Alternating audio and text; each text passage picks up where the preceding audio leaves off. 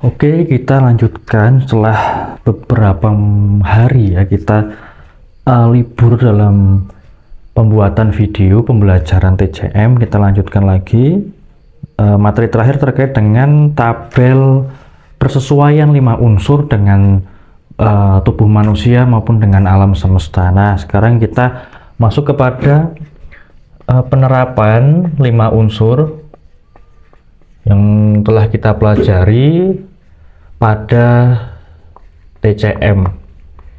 Jadi ada apa saja yang kiranya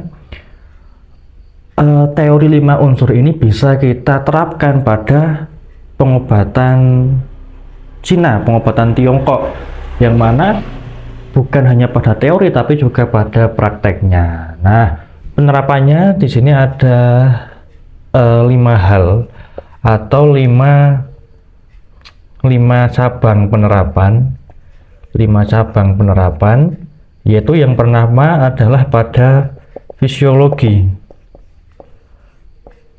Nah, pada kondisi fisiologi atau fisiologis.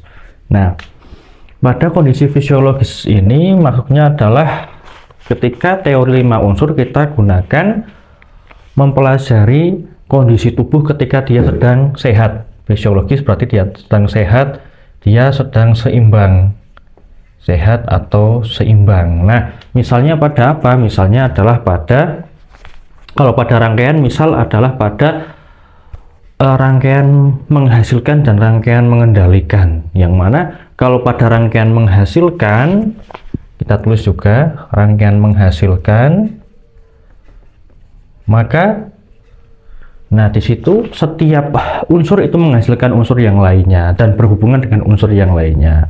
Mengendalikan juga sama, setiap unsur mengendalikan unsur yang lainnya dan dikendalikan oleh unsur yang lainnya, itu yang sudah kita pelajari. Jadi pada keadaan sehat atau seimbang. Kalau pada persesuaian, pada tabel persesuaian, kalau fisiologis itu kita ambil contoh misal organ liver. Nah, organ liver itu adalah organ kayu. Nah, kemudian dia liver sebagai organ kayu, dia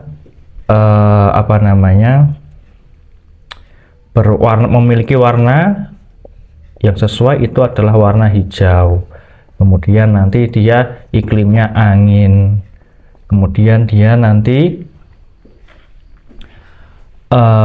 rasa itu asam. Nah, dan lain sebagainya. Kemudian liver nanti dia ada persesuaian yang lainnya yang sudah kita pelajari, yang mana ini pada kondisi yang seimbang. Oh, ternyata liver itu dia itu berpasangan dengan gallbladder atau kantung empedu.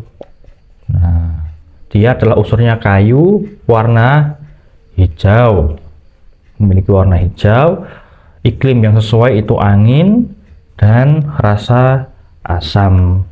Nah, liver berpasangan dengan kantung empedu merupakan unsur kayu yang sesuai dengan warna hijau. Kemudian dia akan aktif pada iklim yang berangin, dan dia akan, nah, kalau pada herbal atau pada makanan, rasa herbal atau makanan yang rasanya asam itu bisa menyehatkan liver. Nah, ini ketika pada kondisi fisiologis atau kondisi sehat, kondisi seimbang. Nah, kemudian ini rangkaiannya menghasilkan dan juga rangkaian mengendalikan. Menghasilkan dan rangkaian mengendalikan. Nah, kemudian kita masuk ke yang kedua. Yang pertama fisiologis, yang kedua adalah patologis. Patologis itu kondisi yang sakit atau tidak seimbang. Nah, sakit atau tidak seimbang. Misal juga kita ambil contoh pada liver berhubungan dengan kantung empedu, ya, berpasang dengan kantung empedu, dia memiliki unsur kayu. Nah, memiliki unsur kayu. Nah, kayu tadi belum dibahas ya. Kalau pada fisiologis kayu itu arah chi atau arah energinya itu ke seluruh arah, menyebar ke seluruh tubuh. Liver dia itu memiliki fungsi untuk menjamin atau menjaga supaya Qi atau energi itu bisa menyebar ke seluruh tubuh. Sebagaimana kayu itu kan sama dengan pohon. Nah, kayu ini arahnya bisa ke atas ya, tumbuhnya ke atas ya, nanti tumbuh daun-daun, ranting-ranting, ke samping juga ada ranting-ranting, nanti kalau ke bawah dia adalah akar. Nah, jadi tumbuh ke seluruh arah kalau dalam alam. Kalau dalam tubuh itu liver dia Qi-nya atau energinya bisa menyebar ke seluruh tubuh. Liver dia bisa menyebarkan atau melancarkan energi Qi ke seluruh tubuh, baik ke atas ya, atas berarti bagian dada, kepala, ke samping berarti ke tangan, nanti kalau ke bawah dari perut sampai ke paha, sampai ke kaki. Nah, seperti itu. Itu ketika dalam kondisi fisiologis ya, yang sehat. Kalau patologis, liver, kantung empedu dia sebagai kayu. Ketika ternyata di situ ada sumbatan energi. Jadi ibarat pohon dia ada yang tidak bisa bertumbuh. Nah, misal tidak bisa bertumbuh ke samping atau ke atas atau ke bawah. Nah, itu ibaratnya adalah Qi atau energi dalam tubuh dia tersumbat, terhambat, atau kurang sehingga tidak sampai ke bagian-bagian tubuh tertentu. Seperti itu. Atau juga misal mengalirnya justru berlebihan. Qi atau energi dia malah justru mengalir berlebihan. Seperti itu, sehingga di situ timbul satu kondisi yang berangin. Nah, nanti itu akan ada di pembahasan yang lebih lanjut, tapi kita pelajari sedikit. Nah, kemudian warna hijau. Nah, warna hijau kalau pada patologis ya, berpenyakit itu misal wajah kehijau-hijauan atau ada satu ada suatu bagian tubuh kulit itu yang berwarna kehijau-hijauan, itu bisa menandakan ada gangguan di liver, seperti itu. Kemudian angin, kondisi iklim berangin. Kalau dalam kondisi sehat justru itu bisa membuat nyaman, kondisi fisiologis bisa membuat nyaman, tapi kalau berlebihan ternyata angin ini bisa mempengaruhi liver. Nah, seperti itu. Iklim berangin bisa mempengaruhi liver. Misal kita sedang pusing, nah yang pusingnya itu disebabkan karena gangguan pada organ liver, kemudian kita kena angin, nah itu bisa tambah parah. Kemudian rasa asam, misal kita mengkonsumsi herbal atau makanan yang rasanya asam secara berlebihan, itu bisa merusak liver sehingga livernya terganggu. Kantung empedu juga bisa ikut terganggu, yang mana nanti bisa timbul liver ini dia akan menyerang organ yang berkaitan. Nah, kayu berarti dia kan mengendalikan unsur tanah, maka berkaitan dengan tanah. Tanah itu ada limpa dan lambung, yang mana nanti asam, makan asam, itu minum asam, itu bisa mengganggu liver. Liver akan mengganggu tanah, yaitu lambung dan limpa, sehingga bisa asam lambung jadi naik, bisa jadi timbul GERD, emah, ya, nyeri lambung, yang mana itu nyeri lambung itu kan sampai pada posisi liver nyerinya. Nah, seperti itu. Nah, itu pada kondisi patologis. Ini nanti kita juga akan bahas lebih dalam satu persatu. Nah, ini kan baru pembukaan atau pengenalan, yang mana ada 5 cabang. Kita bahas sekarang yang ketiga. Ketiga itu adalah masuk kepada diagnosis. Kalau dalam bahasa yang baku itu diagnosis, bukan diagnosa, tapi kita juga menyebut diagnosa juga tidak apa-apa. Diagnosis bagaimana kemudian 5 unsur, teori 5 unsur kita terapkan pada diagnosis. Nah, kita pakai tabel persesuaian, kemudian nanti juga kita masuk ke materi diagnosa atau diagnosis. Bagaimana ketika kondisi tubuh itu sehat dan tidak sehat. Misal wajah merah, nah atau yang merah, lidah merah. Nah, kita fokus ke warna merah. Dan ternyata warna merah itu kalau dalam persesuaian 5 unsur itu berkaitan dengan jantung.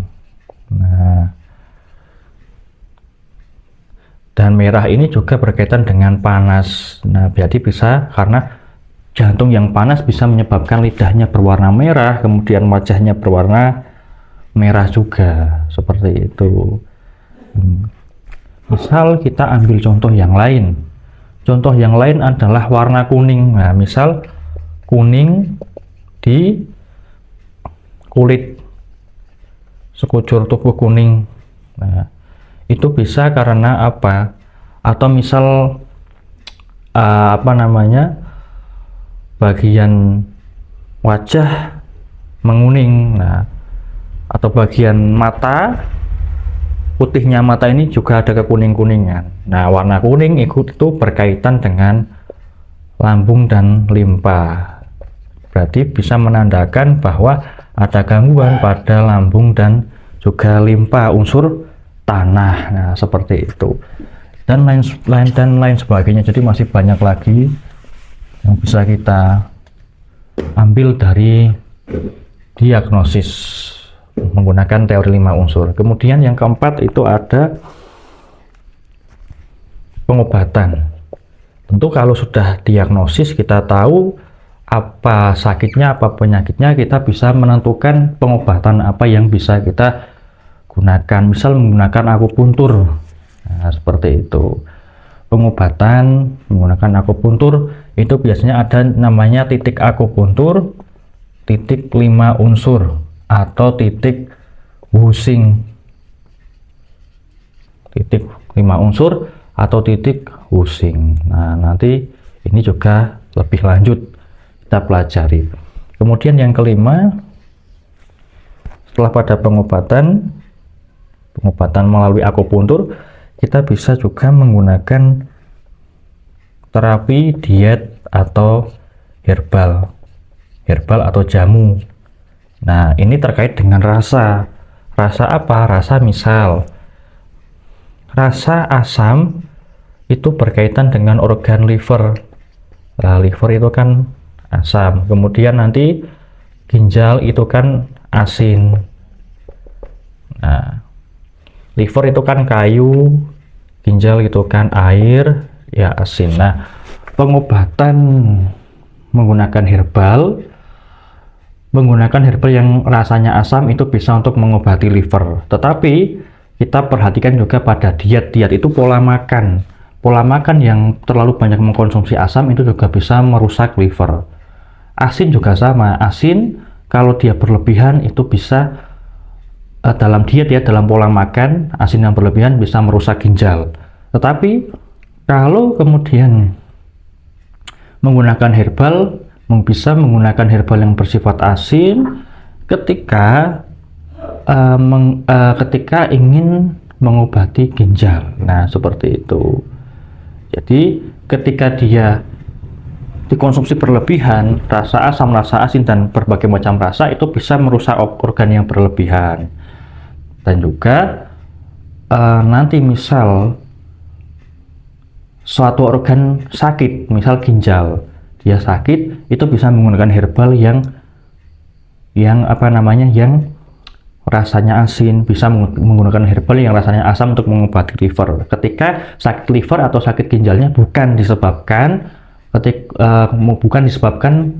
karena telah mengkonsumsi terlalu banyak rasa asam atau terlalu banyak rasa asin. Nah, seperti itu. Nah, ini dia 5 cabang dari penerapan 5 unsur pada TCM. Ada fisiologis pada kondisi sehat, patologis pada kondisi sakit, diagnosis kita mempelajari atau memprediksi dan juga merumuskan suatu penggolongan ini penyakit apa, kemudian ini bisa disebabkan oleh apa.